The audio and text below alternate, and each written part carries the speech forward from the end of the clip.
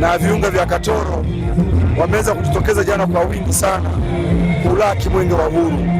Tafasiri yake ni nini? Tafasiri yake inamaanisha jemedari wetu, kiongozi wetu, rais wetu wa Jamhuri ya Muungano wa Tanzania Daktari Samia Suluhu Hassan ameweza kufanya kazi nyingi sana, na mwenge wa uhuru umeweza kupitia miradi mbalimbali ambayo inafanywa na rais wetu wa Jamhuri ya Muungano wa Tanzania na kuwaambia nini wananchi serikali inafanya nini.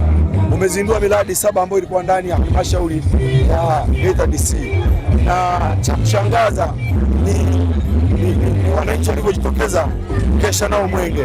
Walikuwa ni wananchi wengi sana ambao kwa asilimia 100 walikuwa wameshazidi, kwa sababu ilikuwa ni kama 120 110.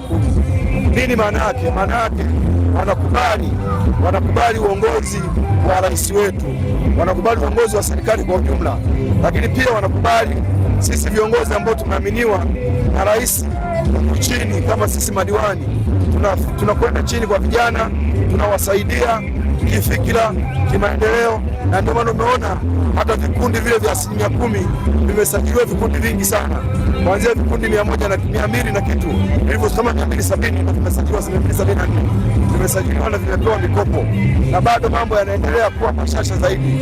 Kwa hiyo maana yake nini?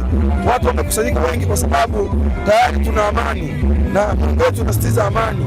Kwa watu wana amani, wana furaha, wanaisupport serikali yao, na mwenge umekumbusha kwamba serikali inafanya nini. Na leo hii tumekabidhi kwenye wilaya jirani. Sisi tunasema kwanza, mimi kwa niaba ya wananchi wa kata ya Rudete na kwa niaba ya wananchi wa halmashauri ya Geita DC kama mwenyekiti wa halmashauri, nasema nitoe pongezi sana kwa Mheshimiwa Rais Daktari Samia Suluhu Hassan kwa kazi kubwa anayoifanya kwa sisi wananchi wake, lakini pia kusimamia serikali pia kwa ujumla.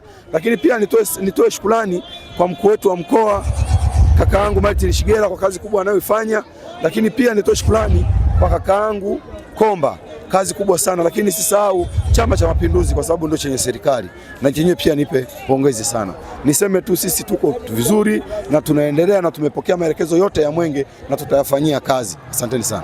Mheshimiwa, wewe umekuwa mstari wa mbele katika kufanikisha mkesha wa mwenge pale Rudete. Tathmini kwa namna ambavyo maandalizi uliyoyafanya kwa kushirikiana na serikali pamoja na wananchi wengine kwa ujumla, unazungumziaje mwitikio ulivyokuwa? Asante sana. Mimi kweli nimekuwa mstari wa mbele kuhamasisha kwa ajili ya upokeaji wa mwenge. Mimi sio kitu, kwa hiyo siwezi nikajisifu.